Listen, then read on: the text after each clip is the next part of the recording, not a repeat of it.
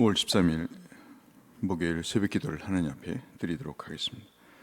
찬송 23장 찬송하시겠습니다. 찬송가 23장.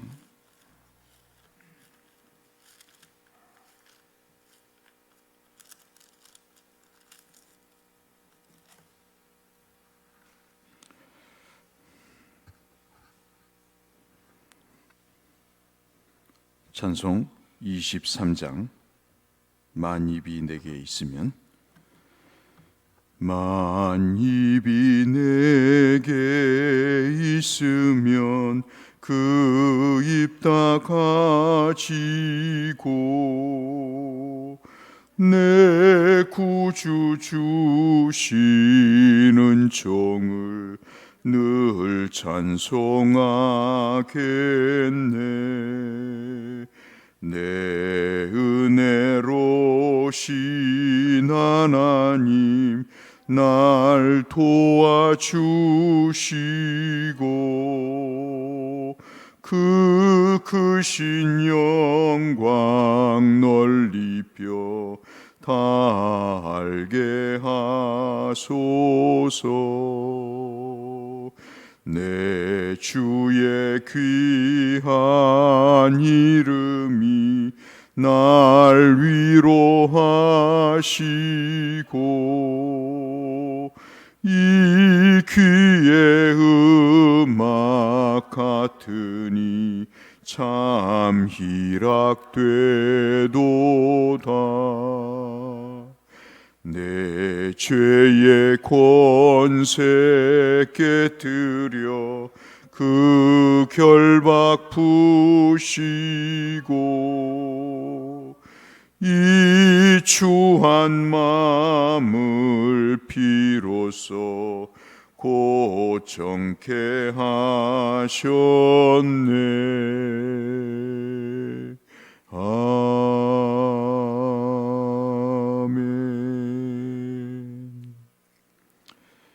에스더 8장 말씀을 이 아침 잠시 보겠습니다.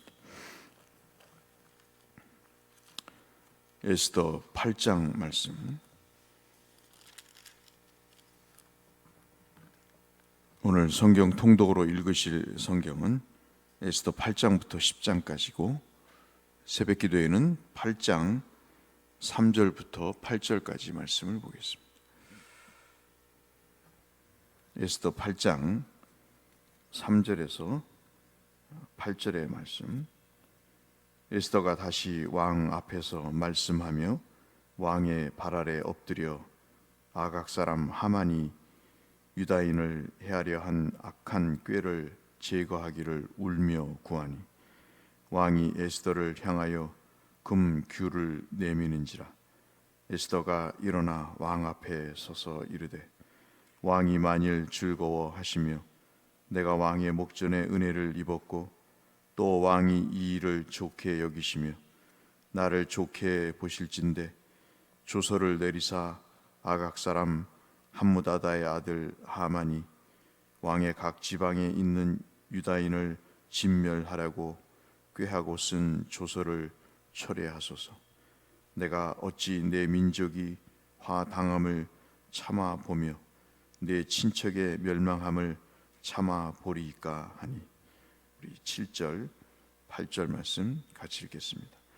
아수에로 왕이 왕후 에스더와 유다인 모르드게에게 이르되, 하만이 유다인을 살해하려 함으로 나무에 매달렸고 내가 그 집을 에스더에게 주었으니 너희는 왕의 명의로 유다인에게 조서를 뜻대로 쓰되 왕의 반지로 인을 칠지어다.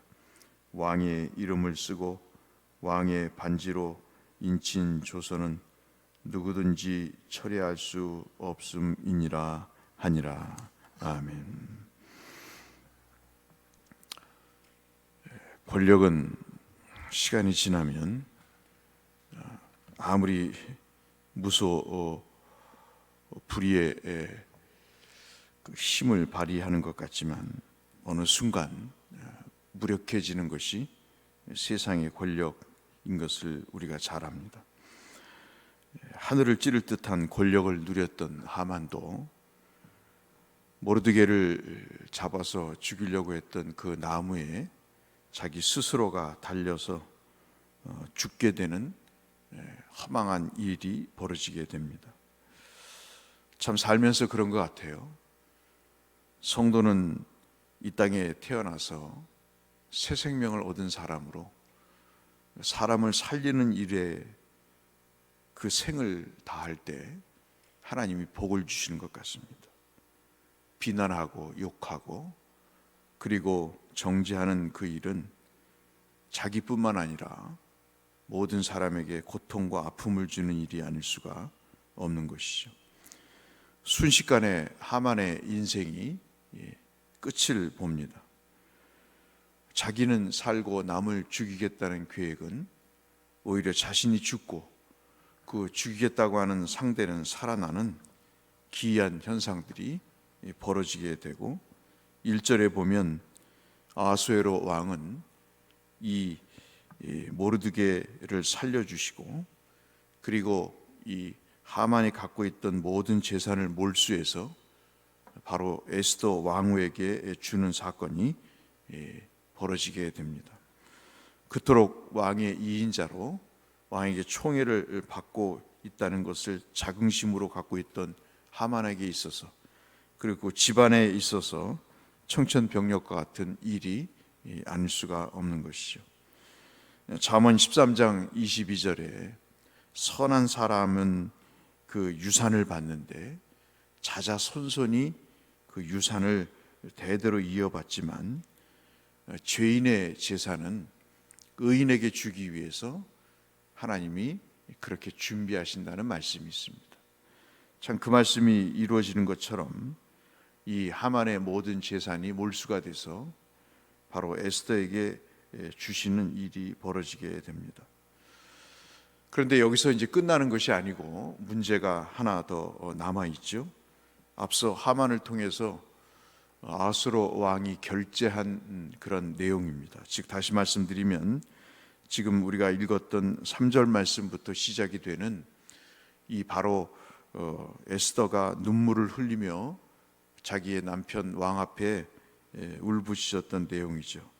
자기와 자기 민족이 말살을 당하는 이 왕의 이미 내려진 그 법적인 선포를 어떻게 할 것인가, 이것이 가장 큰 문제였습니다. 왜냐하면 우리 모두가 아시는 대로 한번 결정된 왕의 조서의 내용은 특별한 사안이 없으면 철회될 수가 없는 것이기 때문에 심지어는 왕 자신조차도 이것을 취소할 수 없기 때문에 이에 상응하는 어떤 것이 있어야 되는 것이죠. 그래서 5절 말씀에 이제 유다인을 모두 진멸하라고 이 내렸던 과거의 그 조서, 이것을 보는 것입니다.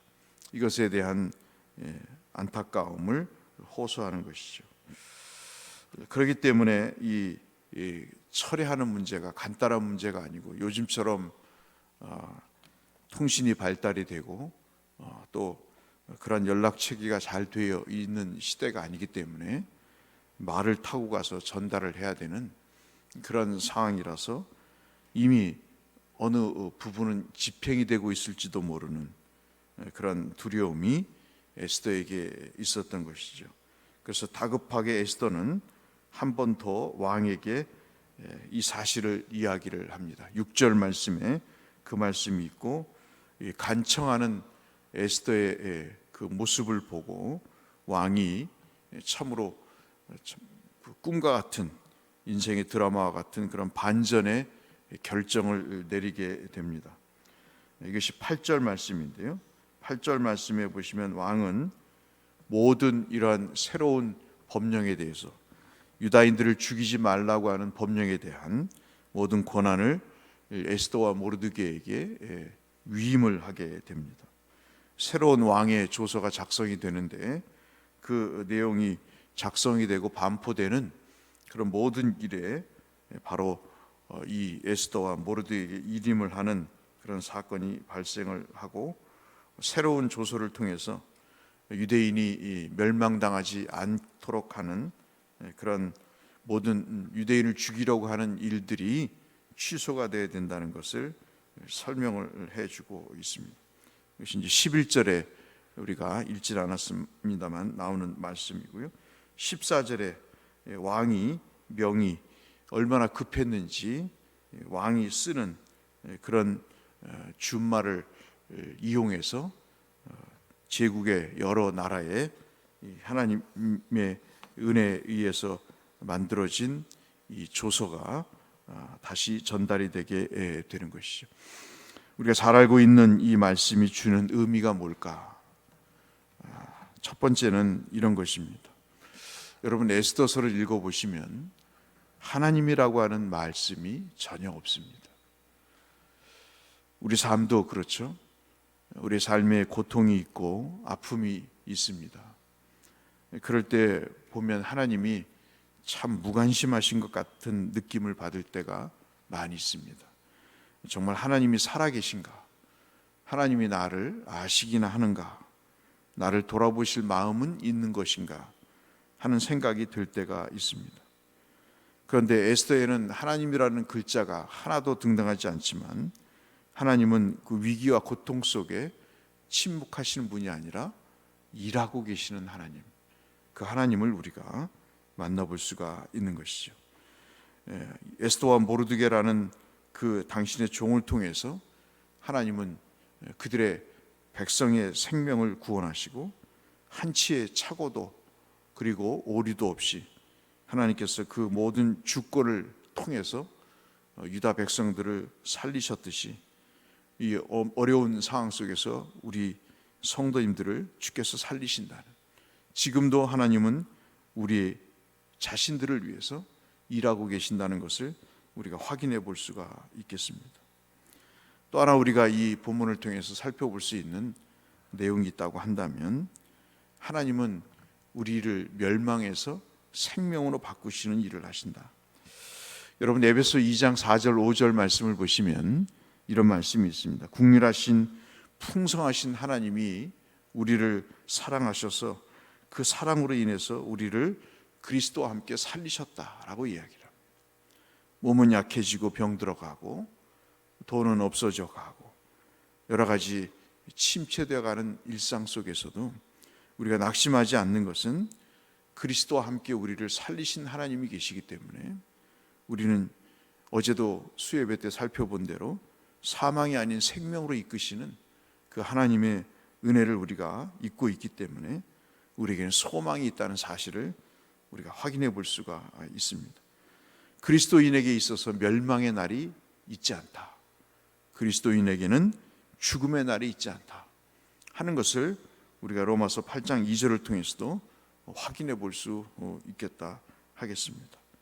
사랑하는 성도 여러분, 오늘도 하루를 사시면서 이 드라마 연속극과 같은 이야기가 이 에스더와 모르드게에게만 해당되는, 유다인들에게만 해당됐던 말씀이 아니고 오늘 우리에게도 하나님이라는 글자가 없지만 하나님은 그 배후에 역사하셔서 그 백성들을 살리시고 구원하시며 죽음의 날이 아닌 생명의 날로 바꾸시는 이 역사적인 사건이 오늘도 우리의 삶 속에서도 재현이 되고 있음을, 예수 그리스도를 통해서 성취되고 있음을 우리가 기억하면서 오늘도 찬송 29장을 통해서 그 이름이 내 귀에 음악같이 들리고 하나님의 권능이 내 삶에 폭포수와 같이 참으로 나를 위로하고 나에게 희락이 되는 그런 은혜를 누리시기를 바라서 이 말씀을 드렸습니다.